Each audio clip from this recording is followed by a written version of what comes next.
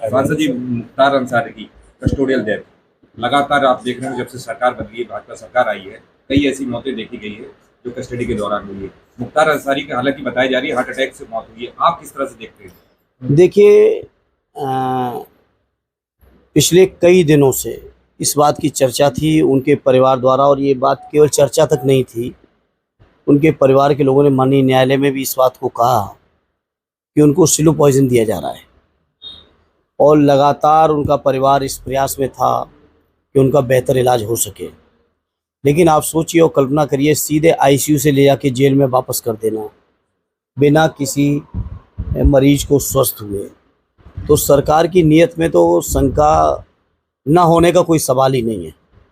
100% सरकार के द्वारा इस तरह की घटनाओं को किया जा रहा है। और आज बड़ा दुर्भाग्य है कि उत्तर प्रदेश के अंदर सबसे ज़्यादा कस्टोडियल डेथ अगर कहीं है तो हमारे उत्तर प्रदेश में है। लोग कहीं सुरक्षित नहीं हैं, ना सड़कों पर सुरक्षित हैं, ना अपने घरों में सुरक्षित हैं। जेल को लोग सुरक्षित स्थान मानते थे, अब जेलों में भी लोग सुरक्षित नहीं हैं।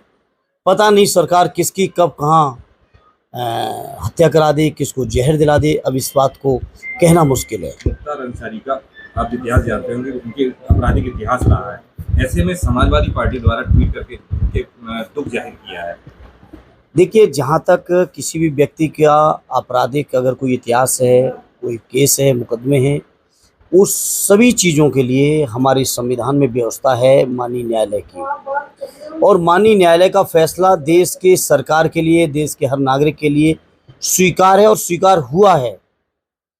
लेकिन किसी भी सरकार को ये हक और अधिकार नहीं है कि किसी व्यक्ति की जान ले सके। वे अगर दोषी हैं तो कानून में प्रावधान है उन दोषों के। दुनिया में जितने तरीके के अपराध हैं, हर अपराध का सजा कानून में उसके प्रावधान है, न्यायिक प्रक्रिया है। उस प्रक्रिया से गुजरना चाहिए था कि सरकार ही लगी अकेले किसी की भी हत्या करा देगी, किसी को भी जहर दे देगी, किसी को भी कहीं भी मरवा देगी। क्या ये काम सरकार का है? सरकार का काम है हर व्यक्ति की सुरक्षा करना और न्यायालय के फैसले का पालन करना। परिवार कह रहा है कि इसमें अंसारी जी की मौत पे षड्यंत्र रचा गया, उनको स्लो पॉइजन दिया जा रहा है। समाजवादी पार्टी क्या ऐसी संभावना जताती, क्या ऐसा भी हो रहा है कस्टोडियल में? देखिए, कुछ भी हो सकता है। सरकार क्या करेगी इस बात का, अब आप किसी भी बात को ये ना मानिए कि सरकार ये नहीं कर सकती है। क्या कस्टोडियल रहते हुए, कस्टडी में रहते हुए हत्याएं नहीं हुई इसी प्रदेश के अंदर? क्या जेल के अंदर हत्याएं नहीं हुई इसी प्रदेश के अंदर? और ये जो कोई नई घटना नहीं है, उनको जो बीमार थे या नहीं थे या क्या था, ये तो जांच का विषय है। लेकिन पिछले कई दिनों से क्या ये बात बाहर नहीं आ रही थी? उनकी एक चिट्ठी भी पुरानी वायरल हो रही है, उन्होंने आशंका जताई थी कि उनकी मौत हो सकती है और इसमें कुछ लोग बिल्कुल बिल्कुल। और अगर कोई बात ना होती, कोई जानकारी पुख्ता ना होती, तो इस तरह की चीज़ें हैं। मैं नहीं समझता कोई जेल में रह के इन बातों को स्टंट करेगा अपने जीवन को लेकर। लोकसभा चुनाव नजदीक है और ऐसे में मुख्तार अंसारी का खबर और धारा 144 कैसे देखते? देखिए, लोकसभा चुनाव तो ठीक है अपने स्थान पे, लेकिन ये जो घटनाएं हो रही है, घटनाएं बहुत दुर्भाग्यपूर्ण हैं। हमारे राष्ट्रीय अध्यक्ष जी लगातार इस तरह की घटनाओं के लेकर चिंतित हैं और लगातार सरकार से कह रहे हैं। और आज भी उन्होंने यही कहा कि सरकार की पहली जिम्मेदारी हर व्यक्ति की सुरक्षा है। और उत्तर प्रदेश की सरकार इस मामले में पूरी तरह से फेल है। उत्तर प्रदेश की सरकार जनता का विश्वास खो चुकी है। उत्तर प्रदेश की सरकार कानून की जितने प्रावधान, उन प्रावधानों में जो हक हैं सरकार चलाने के, वो हक पूरी तरह से खो चुके हैं नैतिक तौर पे। लेकिन उत्तर प्रदेश की चूंकि सरकार ही अनैतिक है, नैतिक तो है नहीं, और नैतिकता से उनका दूर दूर तक कोई वास्ता नहीं है, इसलिए वो बेशर्मी हो रही है। भैया, लगातार सीटों को लेकर मंथन किया जा रहा है। कहीं किसी की टिकट कट रही है तो कहीं किसी को समाजवादी पार्टी दे रही है।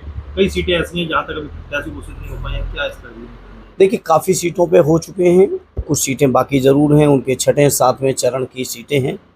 राष्ट्रीय अध्यक्ष जी सभी लोगों से राय मशवरा करके वो बेहतर फैसला लेंगे। हमारी पार्टी डेमोक्रेटिक पार्टी है, जहाँ हर नेता की, हर कार्यकर्ता की, लोगों की भावनाओं का पूरा ख्याल और सम्मान आदरणीय अखिलेश यादव भी रख रहे हैं। तो स्वाभाविक इस प्रक्रिया में समय लगेगा, और अभी चुनाव में भी जिन इलाकों की सीटें अभी फाइनल नहीं, वहाँ समय है।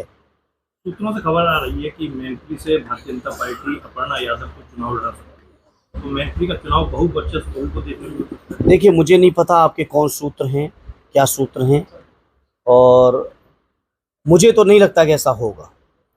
लेकिन मैंने कल भी कहा था मैनपुरी की मीडिया के बीच जो कोई भी भारतीय जनता पार्टी के उम्मीदवार के तौर पे आए मैनपुरी लोकसभा के अंदर लड़ने, वो ये मान के आए कि उसको कम से कम 3 लाख वोटों से हारना है।